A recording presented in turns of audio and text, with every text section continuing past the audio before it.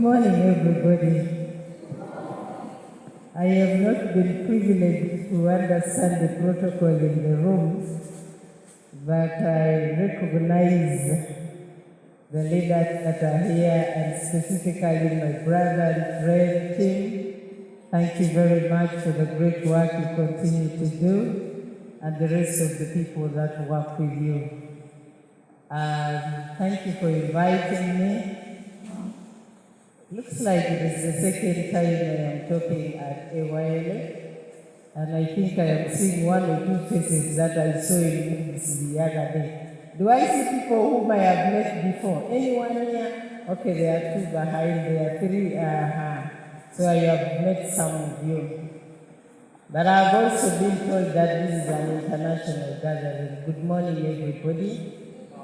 And you're very welcome to the Pearl of Africa. I hope you're really enjoying the beauty of this great country.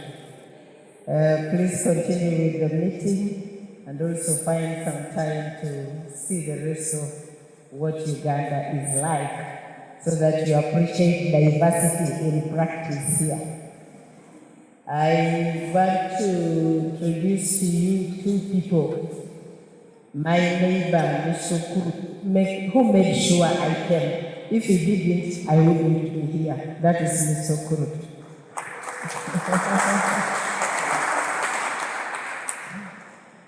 And then I have a lady whom I am mentoring. She wants to be a politician.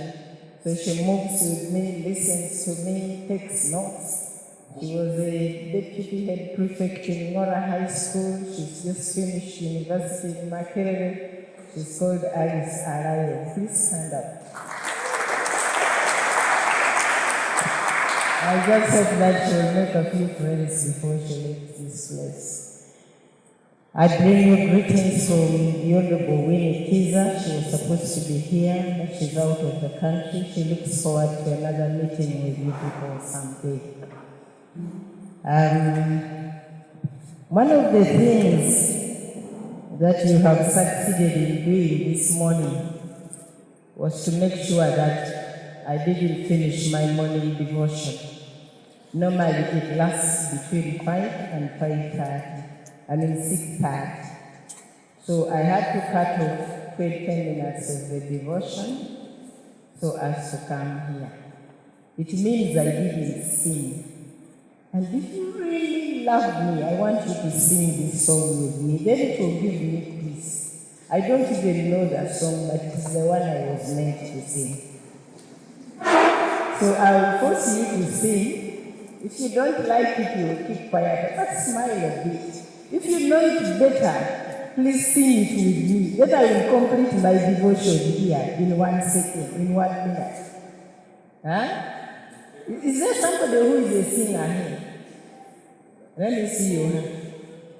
The songs I sing are for church, so you just, if you are a singer in secular, then you may not know the song.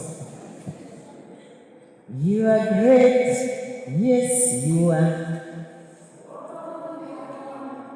Yes, that one.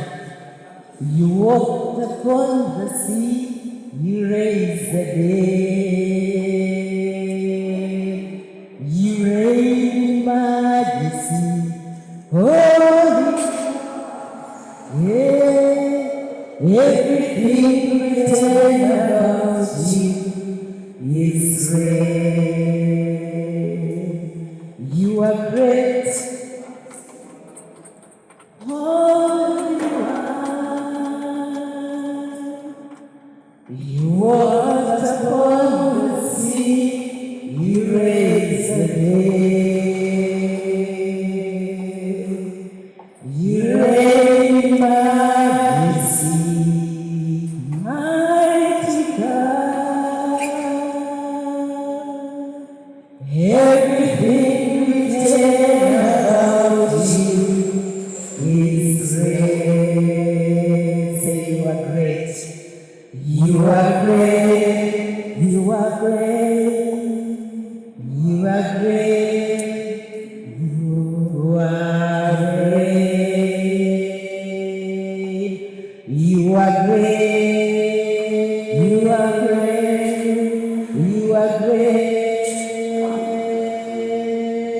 Everything written about you is great.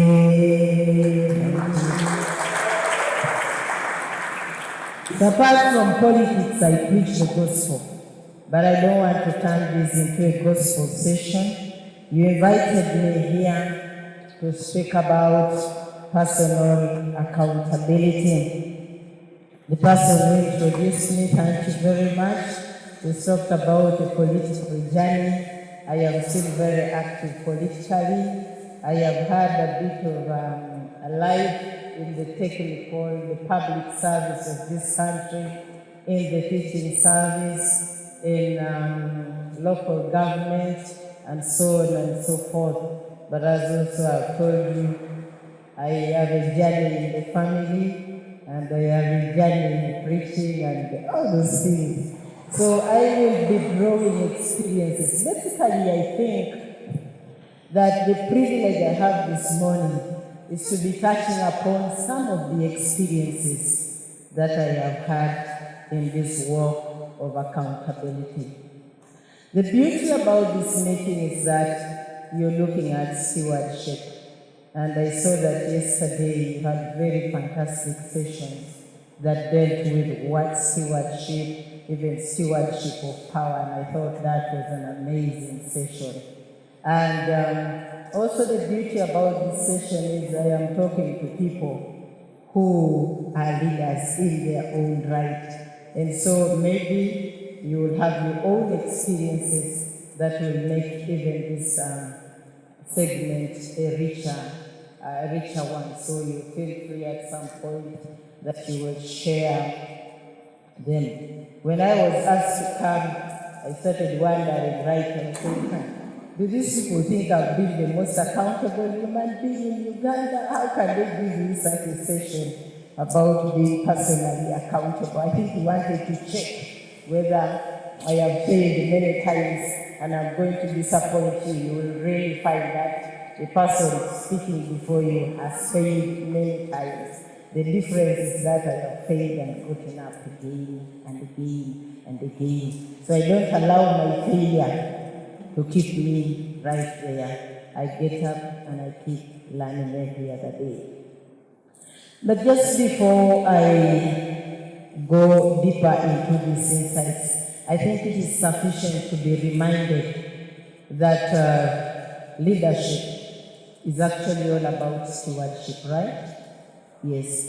So you are a steward by virtue of the fact that as believers, God has entrusted unto us authority and opportunity and various gifts that the different holy books and specifically the Bible that I'm familiar with speak about, right from the dominion story in Genesis, which fortunately we all share. Christians and Muslims, we all believe in the creation story. And so we know that in the beginning, God entrusted us with dominion. He said, go dominate. And so we are here to dominate. We are here as stewards, authority that has been entrusted upon us. And then we have to exercise it on a daily basis. Many people know that stewardship goes with accountability and ethical behavior. You cannot separate them.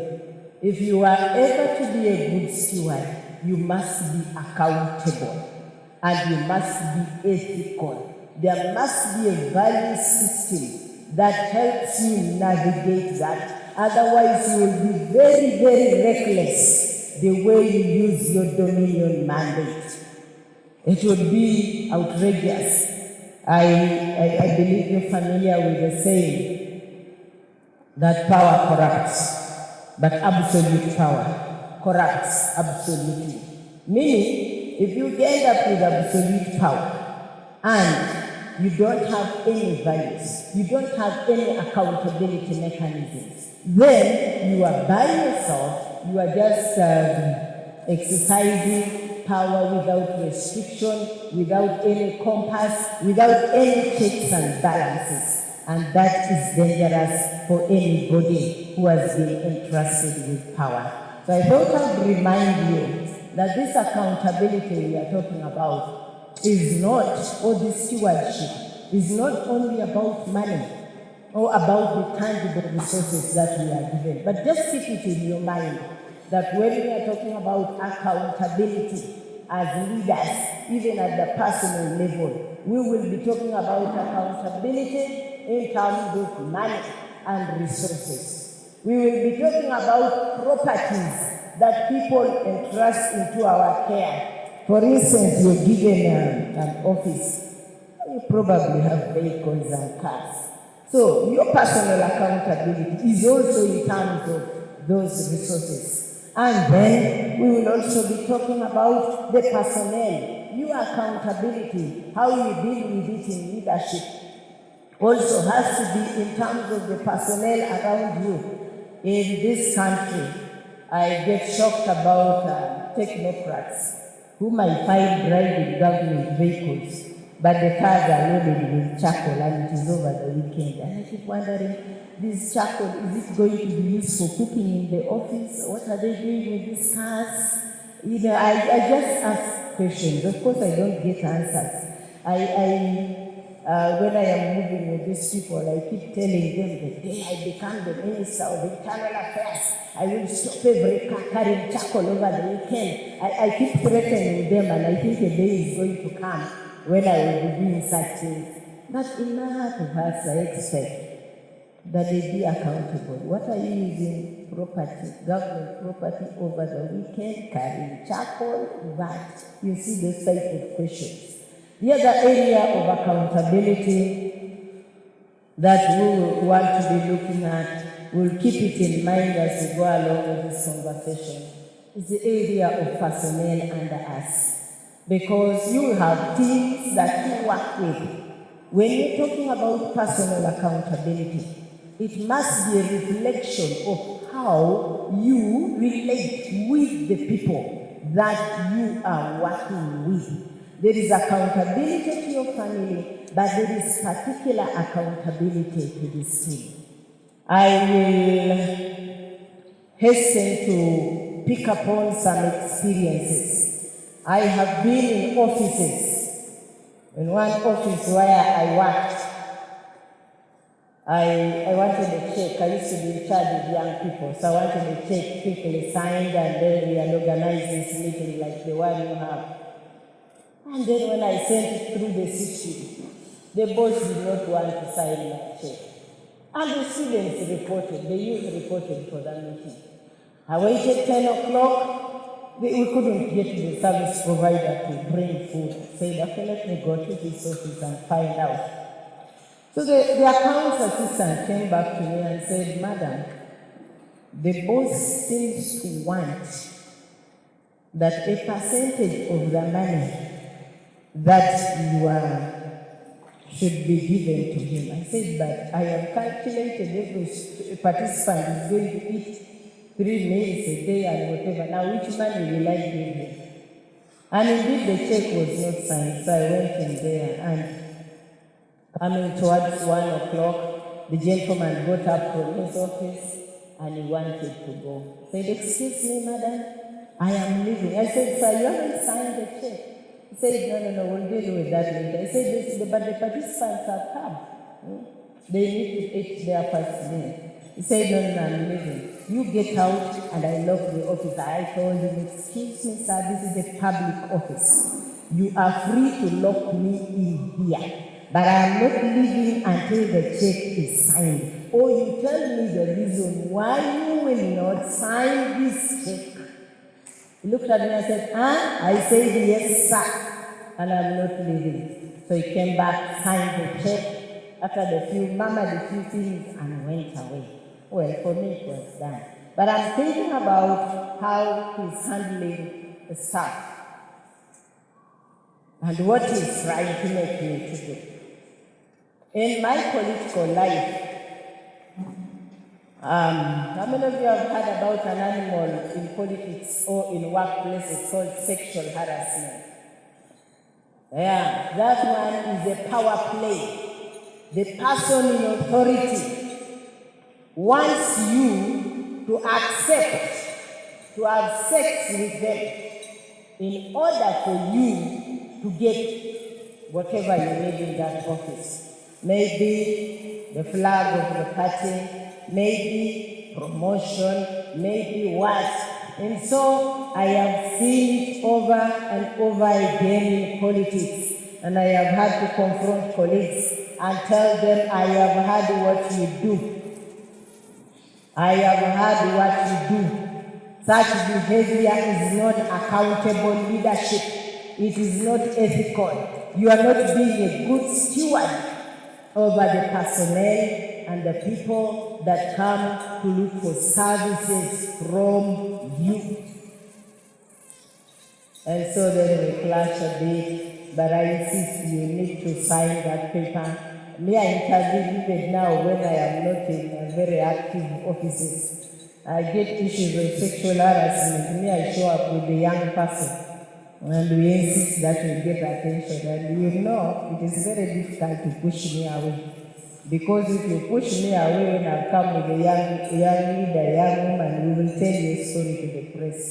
And so quickly they say, oh, you know, she just misunderstood, and then we get what we want. So those are some of the things that happen when people are not accountable in terms of how they manage their personnel. The other thing is when people are looking for promotion, want to promote not on merit. That has to do with personnel. Nepotism, denial of opportunities, selective promotion, sitting on people's destinies when people are supposed to appraise you and they sit on the appraisal form for months. When people are supposed to give us recommendation and they sit on that recommendation for months, that is very dangerous. As leaders, we want to be on the lookout for such character, and we want to be able to stem them, but more importantly, to be able, not in our own life, to be able in our own lives not to do or not to be caught up in such traps. The other area of our accountability that we'll be reflecting upon as we continue is the management of time. Time is this one resource that the good Lord gave each one of us equally. The poor and the rich have 24 hours. The illiterate and the graduates and the PhDs have 24 hours a day. Barack Obama and my LOC one, and whoever, Donald Trump and whoever, they also have 24 hours in a day. You and me have 24 hours a day.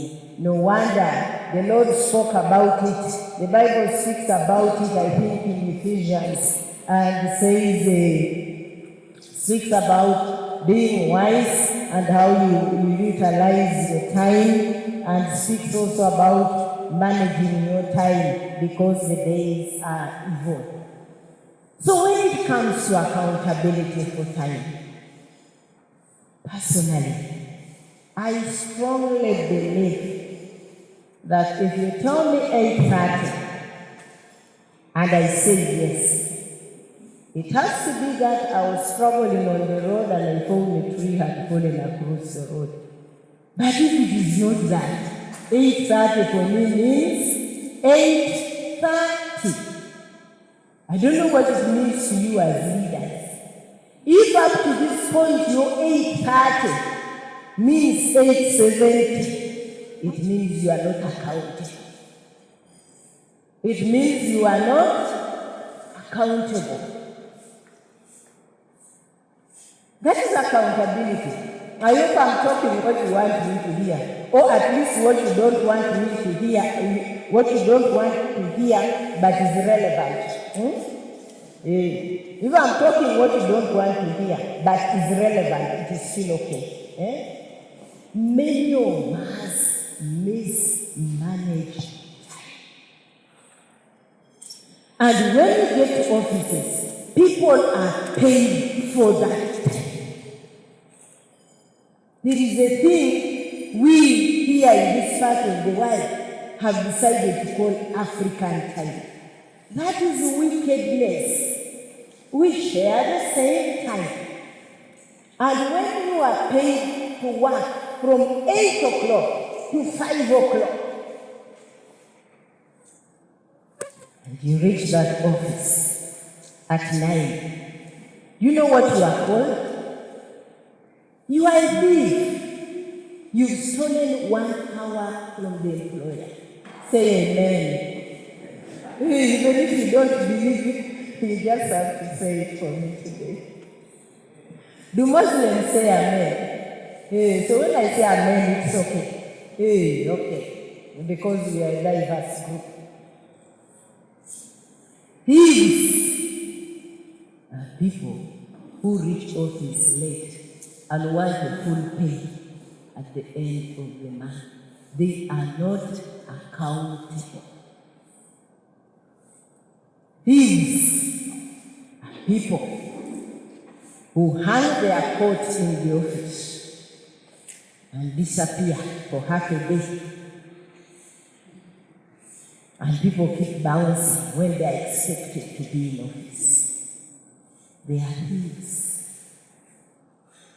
Thieves. Unaccountable people don't manage their time. Are the people who spend half their day doing WhatsApp in the office, not the work for which they have been recruited. They are there chatting with their relatives, friends, and in-laws, and then we are the ones to pay them. That is lack of accountability. Can you imagine how much you cheat? I think by the time I finish, 10 people will have to repent here, not so. Yeah, we must be accountable.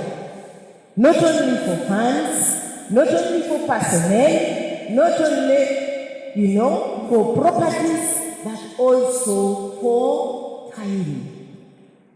I get amazed by young Africans because my journey takes me to places in the world. When they go to places in the world, Europe, America, this behavior of African time is so they keep time.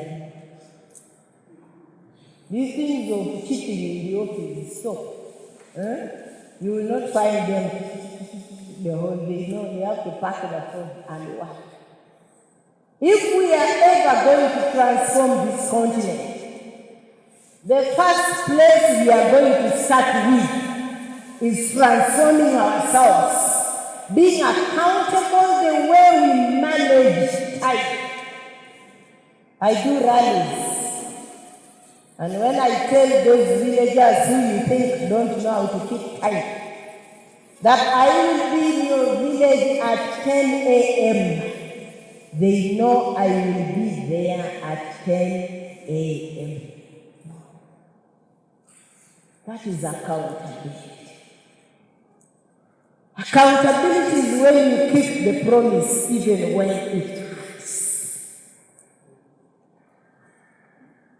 Even when it hurts. You know you're going to that place, you will find 2 people. You be there, wait for them. Let them come and be the ones apologizing. Oh yes, we were late. And in my village, now in those constituencies she mentioned, they kept saying, that woman, when she says 10, she will be there at 10. I cannot add a minute. What? I will be there. David was? That's David. He was trying to call. I didn't take his call. I was already here. I was just there. And I told him, you knew that if I said I would be here at 8:30, I would be here. And I could listen to you still reviewing, recapping yesterday. And I said to myself, I want to walk in when they have 3 minutes to finish. And then I just do my thing and leave. How do you manage the time and the commitments that you've given to other people? Remember, We are coming from a background where we are saying we are stewards.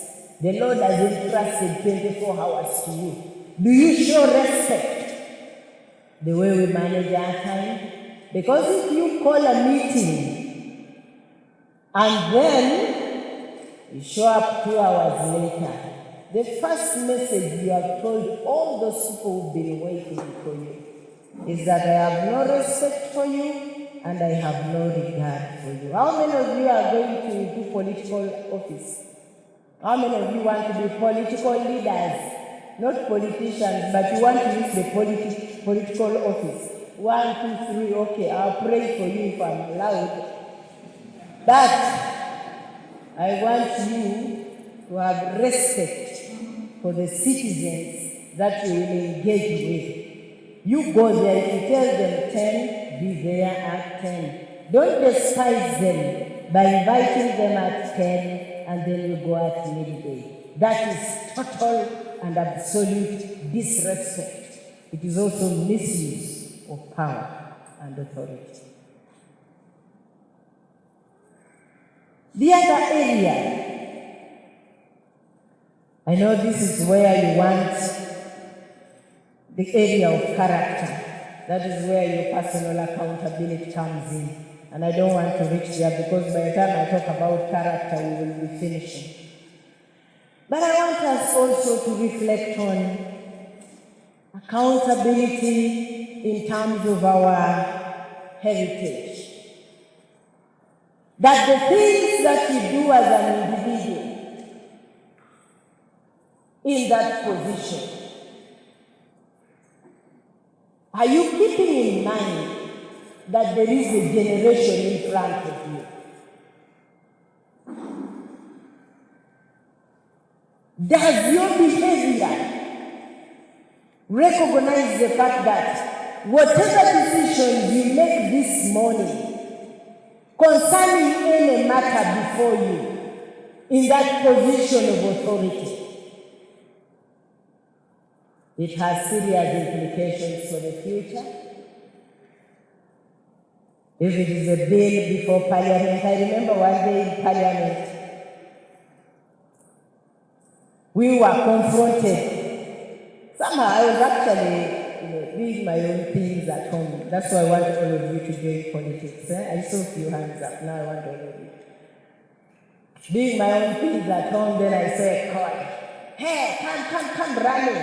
Now, Sarah, my colleague, it's not the type of person to put you under unnecessary pressure. But she called me. I said, okay, I'm home. She said, no, you just run. Between my home and Parliament in Uganda is probably a good 45 minutes if you subtract the jam. If you plus the jam, it is something else. I get into the road anyhow. She said, I will not start a particular meeting without you. She said, you should have told me anyway. I went there. And I rushed up. The meeting was in the members' lounge. And I found a good lot of visitors, like 10, 15 European visitors.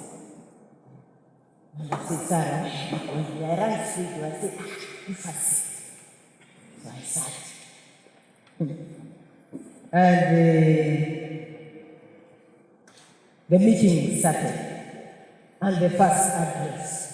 And I saw Sarah look at me. Then I realized, oh, Sarah called me because she wanted a certain response to our European visitors that she was not going to have the boldness to give. Said she got me into the room and she knew my standard response on the matter. And our European visitors were from the European Union Parliament. And they had come, mainly women, actually all of them women. They had come to lobby the women parliamentarians in Uganda to push for a bill to legalize abortion. And that is why Sarah called me. She didn't even want to cry. And the moment the first presenter did, any response, my hand was up. And I seek clarification. I say to the presenter, I say, excuse me, Madam, Honorable, please clarify to me. Because you seem to think this matter is too important, the most important thing in our relationship with the EU Parliament. Just clarify to me at the individual level, if you had been aborted, would you be here? And she looked at me and said, I beg your pardon.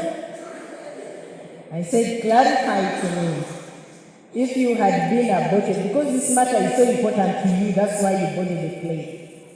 If you had been aborted, would you be here this morning to lobby us to abort children? And then she said, Madam Chair, what kind of question is this? And then I said, but I thought we were going to have a... If this is the attitude you people have, we are leaving. The meeting ended there. Our visitors left just because I asked a simple question. But you see, I asked that question because I was thinking about an unborn baby.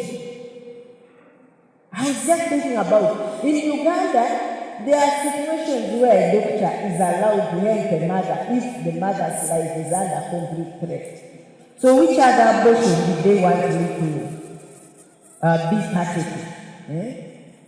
And so the meeting ended. I was just looking into the future. I am told that there is a Ugandan chief. I forgot to call because I've forgotten his name. I'm told that there was a Ugandan pre-independence chief in northern Uganda, in Acholi land. Anybody from Acholi? Anybody from northern Uganda? You probably may have had Chief Achana. Huh? Is it Achana? No, Achana is the present one. No, there is one of pre-independence.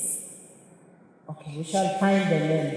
I'll find the name and give him and he will tell you. But anyhow, when the colonialists came, they asked that chief. They were talking matters, land, and land ownership and management and whatever. And when they asked, because the colonialists wanted some of their Acholi land, and they asked him, and he said, please give me a day or two to consult my colleagues, the leaders. And so he went on a consultation. The British came again, and after 2 days, have you consulted? And they told him, we want more time to consult. And the British came the third time. Who exactly are you consulting? He said, on matters of land, we have to consult our children, our children's children, and children's children's children, the unborn generation. That is why we cannot hand over this land as individuals that you see today. Up to today, I think we actually still have customary, what is communal? You hold your land as clans, eh? Yes, they still hold their land as clans because it is entrusted to them for their children and their children's children. You only have a few because of the politics and the capitalism that has come that can now sell their land with ease. But ordinarily, the clan head in Acholi land must be party if you're going to sell that land. So, when you are being accountable, are you looking into the future about the future implications of the decision that you are going to make? I was in the Parliament of Uganda in 2005, and everybody was, people were everywhere. They wanted to remove presidential term limits. And I stood and I said to myself, Alice Alaso, that's my name. You Alice Alaso, and you better learn how to talk to yourself. Because people will be talking to you, so many people will be talking to you.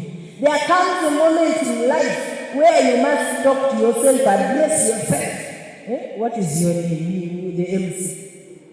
Gilbert who? Kato. Gilbert Kato. You stand up in the morning, in the middle of the night, and say, you Gilbert Kato, listen to me and listen to me very well. You are not going to make the decision. Hallelujah.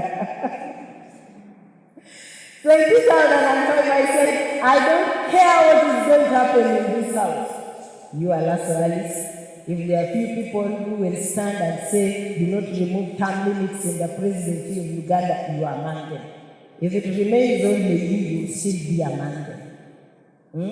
Right now, where we are, the people in my group, we have parliamentary group of past parliaments.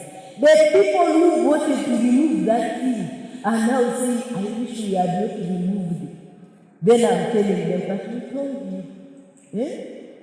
So you should make your decisions when you are also looking into the future.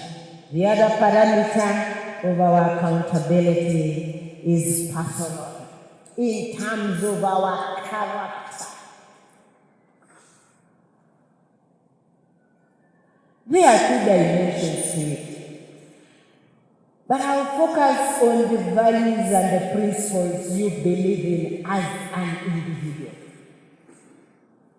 Have you even set up principles that govern your life on a daily basis? If you don't know them, you become like a boat, a little leaf, or a piece of grass tossed by the waves on Lake Victoria. They will swim you here, they will swim you there. There is what is called values-based leadership. The political party I believe in and I subscribe to, that is our core ideology. We believe that leaders must be governed, guided, and navigated by a given set of agreed principles. So, let me check with 3 people in this room. Give me 3 values that you as an individual says, on this one, anything outside this has crossed the red line for me. I'm not going there. Tell me 1. What are the 3 values you believe in? Integrity. For you it is integrity. Full stop. Anything that compromises his integrity, red line. He will not. Tell me, the other is what? Please set your microphone to her. The value that I believe in is honesty. Honesty. Thank you. So if you go to the market and 100 shillings remains, you bring it back. Okay. Because me, I have had arguments in my house. You know, money, 100 remains, and we just got a seat. Do you think that is honesty when you account after buying a seat? No, that's not honesty after you bought the seat. You first come to me, and I give you permission. Then you go and buy that. Let's see it. Growth. What do you mean growth? Please give it to him. Let him explain to me. How does that one work? Being able to learn new things and unlearn things that don't make me to become a better person. Okay. Openness to continuous learning. And so on and so forth. So what I'm saying is every one of us must have a value system. So that your personal accountability begins with the values that you subscribe. Honesty. One time, or many times. One time, I was in the Parliament of Uganda, and then the United States government gave me an opportunity. There is a very famous program for young leaders by the State Department. So I traveled, and Parliament of Uganda facilitated, paid my allowances and whatever. I gave them the invitation. When I came back, it was on the eve of Choga, the Commonwealth Heads of Government meeting, that notorious meeting in Kampala. And so I knew I had been facilitated and blah, blah, blah. I saw a message. The exact amount of money that I had been given to travel to the US and stay there for 1 month had again been put in my account. Now let me tell you, you have honesty as your values. Your honesty needs to be tested when there is serious money that nobody knows.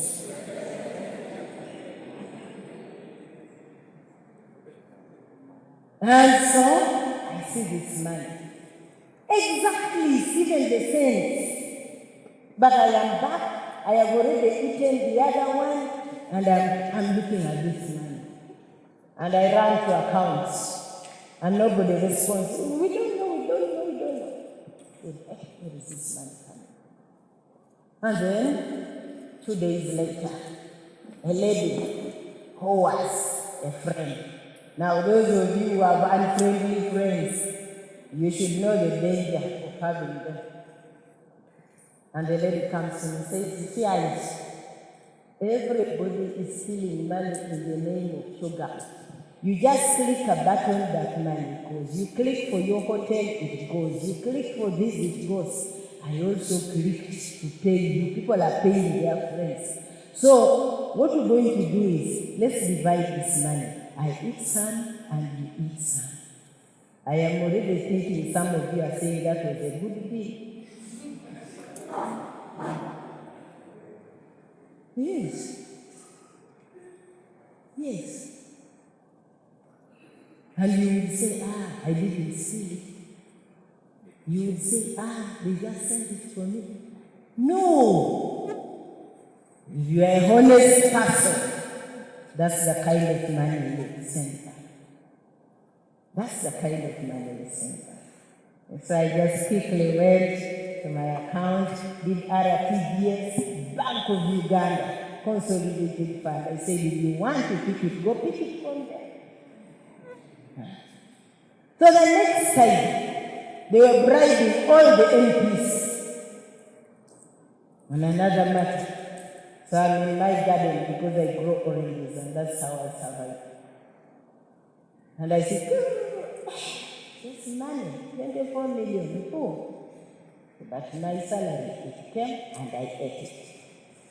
I have no money that I'm expecting. And I said, who's that? I called friends and said, that money, you have still sent to everybody. That will do ABC. I said, no, I'm not everybody. You people, values mean you are values. You're not everybody. You are yourself. And so I get to Parliament, I process a bank draft this time. I get to Parliament, I go to the director accounts. I said, sir, this money was sent in error to my account. It's not my salary. It's not anything that I worked for. I don't want any free money unless you explain what it is intended for. But here is the draft. The gentleman put the draft on the table and came to the door and started saying, sir, come. He called all his assistants. And they came like 4 or 5 of them, and I'm watching. And the man says, I say to you that this money we are wiring, if everybody does not bring it back, what will happen? And the staff go in chorus, that Alaso Alice will bring it back. That's what you told us. I said, don't you see? She has brought it back. Now, I brought back that money. Thank you. I brought back that money, not because I had too much money. I was broke. You know how voters put you in pressure. This one has died, school fees for A. This one is sick. All that was happening around me. But because I was rich, but because I had to be painfully accountable to myself, I wrote it down. The values that you espouse. Accountable to your conscience. If you pass this bill, is your conscience okay with it? There are times you must be accountable. If you keep quiet about a matter, is it okay? Because keeping quiet when you see people doing wrong things is bad. If you're called to speak for the oppressed like me, that's my calling. You're called to fight for justice for the oppressed, to speak for them, to hold the hand of the weak, and you find them doing things that are against these weak people. You may not take a bribe, but if you keep quiet, you are not being accountable to your calling. You are not being accountable to your conscience. So the other level of accountability is not just about the values you believe in, standing family. It's also about your conscience. What does it allow you to do? And what doesn't it allow you to do? Integrity. Will you take a bribe? Accountability. Do you tell people where you are? One of the things I do with my family is that they must know where I am and what I am doing. It is accountable behavior. I am accountable to a particular group of friends because I know I am a weak person. So sometimes when I am hard pressed, I'll pick my call one Beatrice, call the second Beatrice, call another Jessica, and call. When there are about 4 or 5, there are those guys around me. I open my heart and I tell them this area is terrible. And say, let us pray. And we tell you that decision is poisonous. That is toxic. Don't go there. If you want to be accountable at the individual level, you must have a group. 1 or 2 people you account to. I have people in leadership whom I account to. I also have others who account to me. They will call me and say, this is the offer. And we discuss it, the implications, and we get going, or we give advice, and we say, this is also not good. We also want to be accountable for the quality of our lives. That is personal accountability. For the quality of our lives. Somebody told me he had his one core value as growth. Yes, you keep improving your life. And you keep improving the people around you. Let me tell you, if you are born in a grass-thatched house in Bugisu, and after all this exposure and the money you're going to make, your old mother continues to live in that leaking grass-thatched house, that is not accountable behavior. If after all this knowledge, you are still the one who pumps in a lot of sugar and fast foods, and you don't care about the quality of your life, then there is a problem with you. If you are a spiritual person, and you don't bring your spiritual values to bear in your workplace. I was chair public accounts committee. And all the things who would appear before me had either a Christian or a Muslim name. And I kept asking myself, what's wrong with these guys? The Quran does not teach them to be thieves. The Bible does not teach them to be thieves. Where have they packed their Islam? Where have they packed their Christianity? Why are they thieves?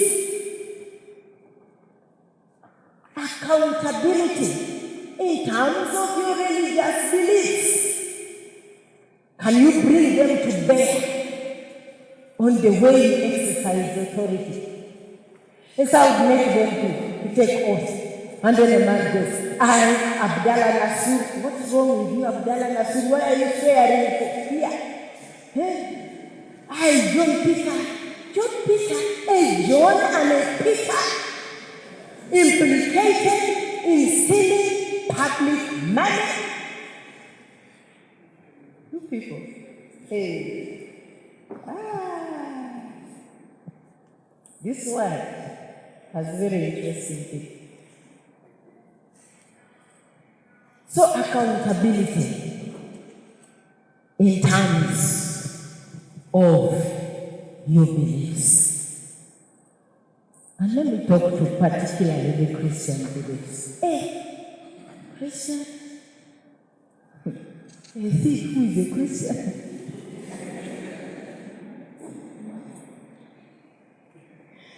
You see, when I was reflecting on this personal accountability, I concluded that while the scriptures talk about stewardship, I think we also need to have the other side of the same coin.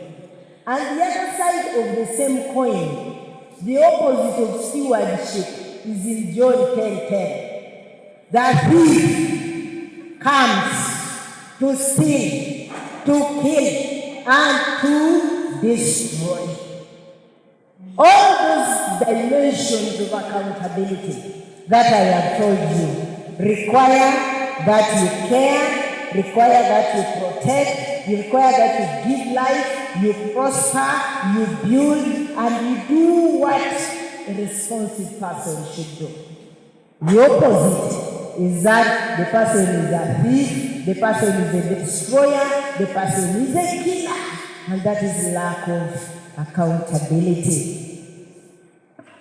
I reflected on David as a steward, and I invite you to do the same. To reflect on Rebecca as a steward, if you look at Genesis 24:15, looking after the animal stewards. When I thought about Rebecca, that woman of Isaac, the wife, I thought about Rebecca as a responsive person. So in terms of personal accountability, are you responsive to the needs of the people around you? Because when Rebecca met the servant, Eliezer, and he asked for water, didn't she say, let me even bring for you? Isn't she the woman who said so? Said, for the sheep, but is it for you? And then also for the sheep. She responded to the need.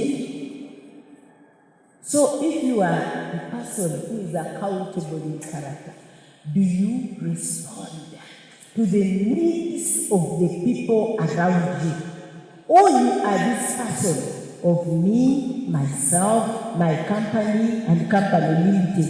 Everything is about me, I.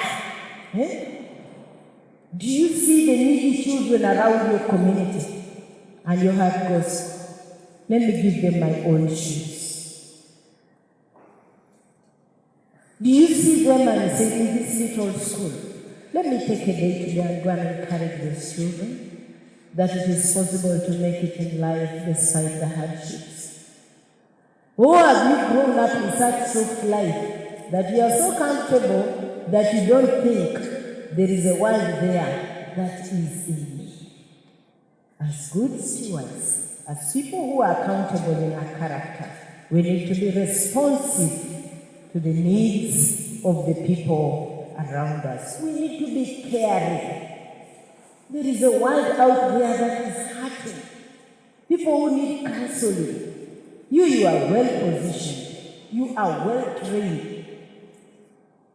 You are exposed. You know about HIV/AIDS and how it is spread. Out of care, can you go to that slum there? That's accountability. If you think I was going to talk to you about money? We'll deal with money a little later, but that's not a big problem. Go and talk to them, because you'll save the lives of HIV/AIDS. If you have money, you can give them. There's no problem. Caring, accountability, being responsive, being caring, being informed, being faithful.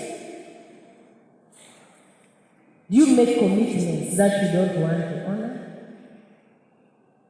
Are you too afraid?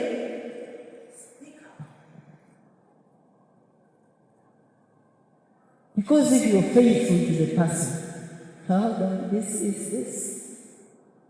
If you reach a point where you're intimidated, then there's a problem. We want to be accountable to authority. I touched on this in your office, in your school. You have to be accountable. There are strikes in schools, and you ask where the head prefect was. You have to be accountable to your family. The girls in my home are graduates, my young daughters. They are graduates. There are still some two in the house. I have told them, when you leave this house, you must tell me. I am the owner here, but you must really tell me. And so they begin, I'm going the birthday party. I say, To who? Whose birthday? So that I may even check whether there is a birthday or not. Where? You say, to Shannon, where is that place? Nadia, what time do you come back? It has to be an interview before you leave the house. And then, okay, what time are you coming back? 5. 5, okay. Then I know they are not even going to make it at 5, parties begin at 5. And so they are caught up there, then at 5, the person rings. Hi, Mommy. I say, what's the problem? The party has just ended. I say, okay, do you trust that friend of yours? Yes, stay there, don't come. I'll see you tomorrow. Yeah, because I don't want young people moving at night. They break their necks in reckless cities.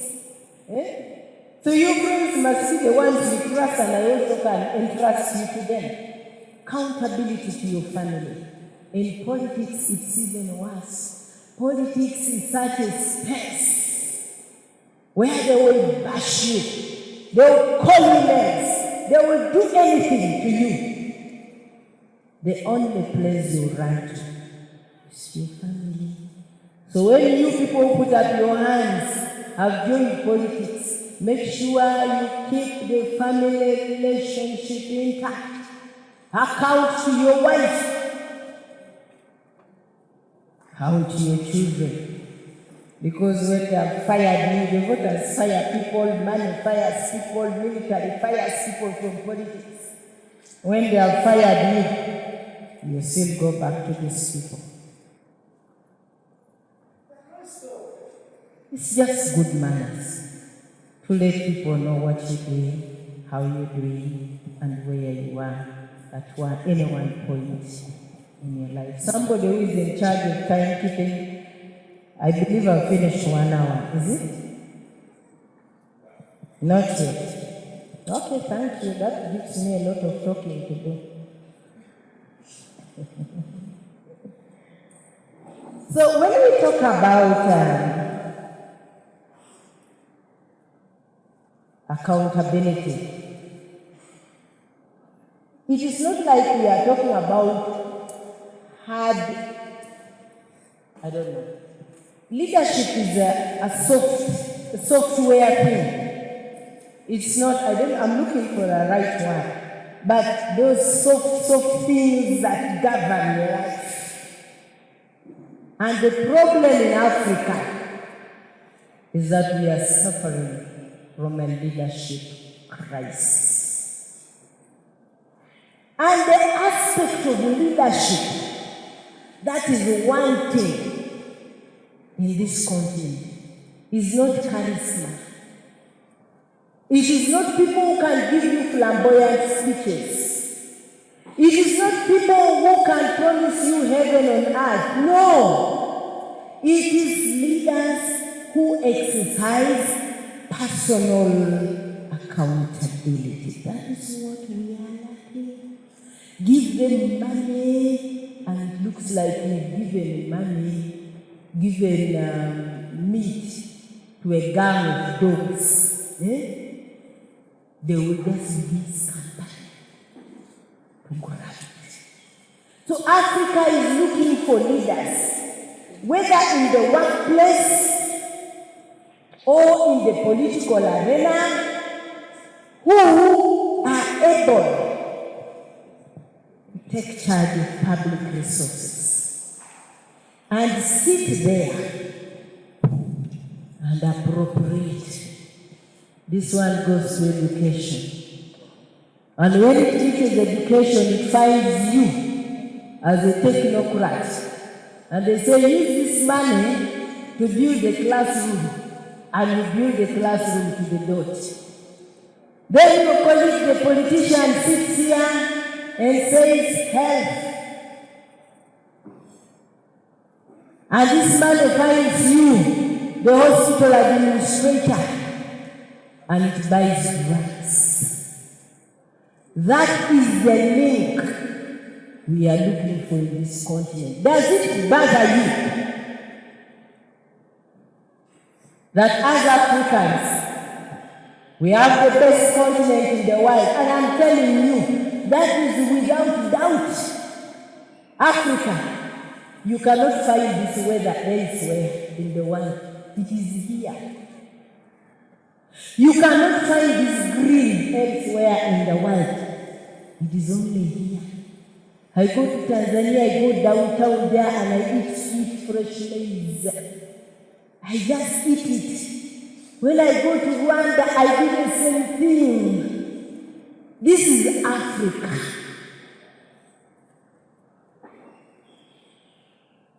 But does it matter that the prime of this continent is drowning in the oceans, trying to go to the desert?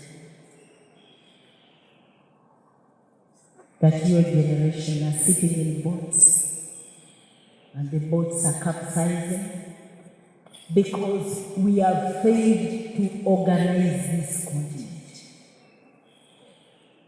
And the failure,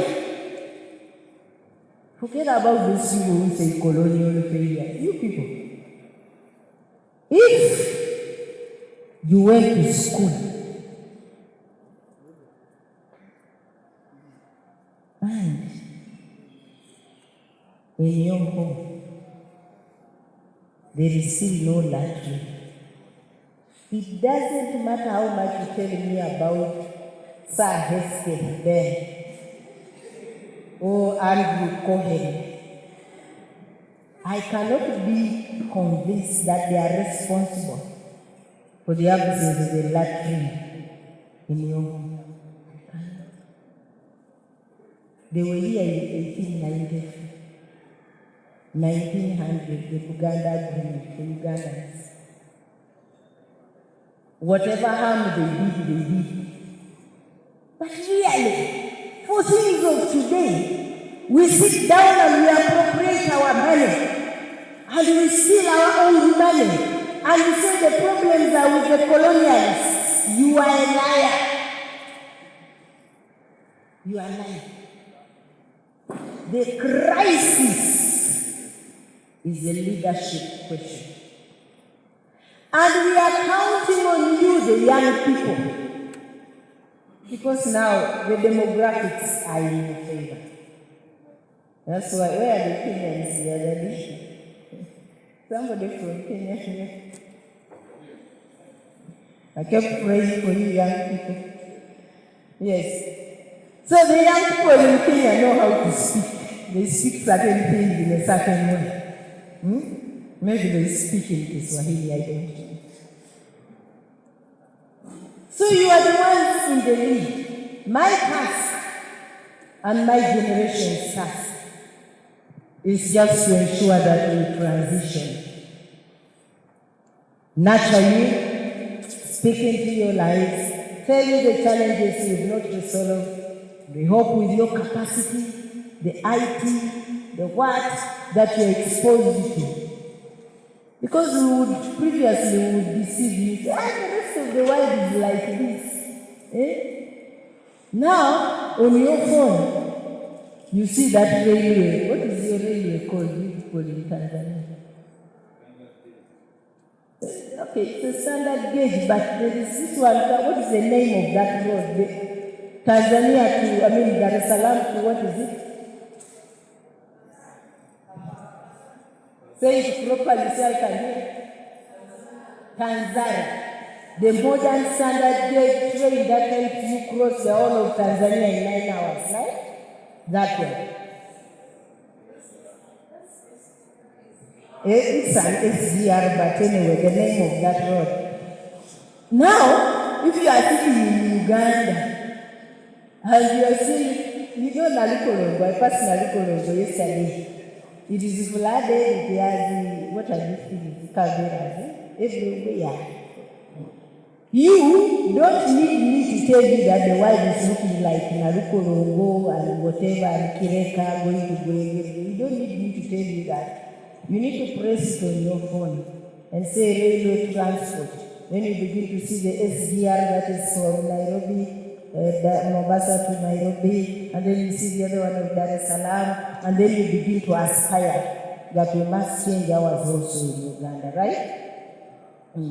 So the crisis of leadership is what we are here to deal with. That when you get power, you will use your power in a very accountable way. I was happy to know that my sister, Dr. Achano Kiria, was here, I think, yesterday. And she probably, I hope she talked about power, managing power. But there are things she will not tell you because she's the Deputy Inspector General of IGD. So there are things that are political that only we can say. That when you get power, don't begin to think you are the alpha, the omega, sitting on power for 20, 30, 40 years. No. You need to use power, fix what you can fix, pass it to the next generation. They fix what they can fix, and they pass it to the next generation. It is only when you have power that is managed well, that is transitioned well, that is held in an accountable way, that you see community transformation. Otherwise, if you don't manage power well, you end up with a situation in Egypt. Hosni Mubarak said and said, Robert Mugabe did and did, and others are doing and doing, and before you know, the story is not a nice one. So, I am calling you, therefore, to be very, very deliberate, very conscious about the fact that whatever you have in terms of gifts, personal gifts, talents, potential, in terms of responsibility, is delegated. And once it is just given in trust, kindly use it in a very accountable way. We are accountable to ourselves, we are accountable to our communities, to our families, we are accountable to God, we are accountable in the decisions that we make on a day-by-day basis. Lastly, I want to talk about the fact that with accountability pays. Life has its own way of sanctioning. Yeah. So every country has a leadership code of conduct. Every country has a penal code. And if you use public monies, you can easily be arrested now or in the future. And yes, you will be penalized. One of the things I'm promising the thieves in Uganda is that whether now or in future, when the opportunity arises, we will ask them to account for the monies they have stolen. So, but also, I read a story somewhere, and somebody was saying, this girl went for an interview. Her father had left her poor. But when she went for an interview, she mentioned the name of the father. Actually, when the father was dying, she literally cursed the father, said, "Hey, just die like that, nothing to leave me on." But when she went for an interview, the panel just heard the father's name. That man, a man of integrity. If you are his daughter, you have this job. What name are you going to leave? What name are you going to leave? So that the sanctions of the world and the sanctions of the community are not going to fall upon you. The sanctions of the law will not fall upon you. But also, do you know that God wants you to be a faithful and a trusted servant? You reflect on Matthew 25:23. Jesus illustration says, "Well done, you good and faithful servant." Are you the type that people will see when you are leaving an office and they say, "Oh, good riddance, let her go. That woman was a thief"? Or they will say, "We will miss her. We will miss you." I walk in this country with my head high. Because even the thieves of Uganda know they fail. There was a day I was in public accounts committee, I was doing public hearings. In 1 week, 5 permanent secretaries approached me. Each one of them bringing 300 million. By the time they were done, I knew maybe they had held a meeting and said she's equivalent to 300 million. From each one of us, let's go. And I told you about the other thing called values, integrity. Integrity is this thing you do in the privacy of your room, nobody is watching you, and you still stand by it. If your integrity is when I have brought you money, okay, this is a bribe and you refuse, that is not yet integrity. A PS sent somebody home. And the man began calling. And I told my husband, "Look, the way this man is calling from Ministry X, and they are appearing before me tomorrow. Really, I don't want to see this man." Their man kept calling. We came to church, we finished church, the man was calling. "Hey, where are you?" I said, "Okay, I'm at home." So I tell my husband, "Johnson, when this man comes here, come to the sitting room. And we sit together and listen to him." The man came, started meandering left and right. Now I want to go. He said, "Okay," I said, "Johnny." He said, "Excuse me, Johnson, may I talk to your wife briefly?" How do you ask a man if you can talk to his wife alone? But anyway, my husband is a gentleman and he says, "Okay, bye." The man takes me to his son, says, "The permanent secretary sent me with this gift." And the gift was a gift bag like this.